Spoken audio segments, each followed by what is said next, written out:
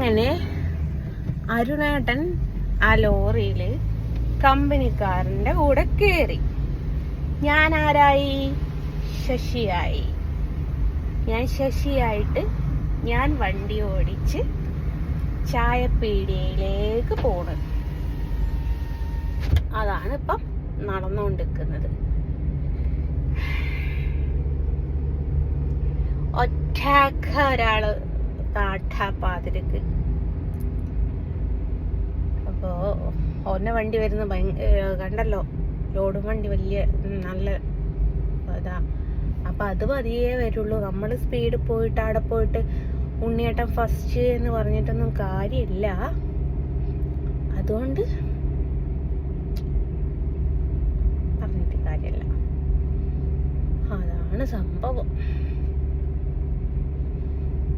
ഏതായാലും ഇനി ഒരു കട്ടൻ കുടിച്ചാൽ കേട്ടോ.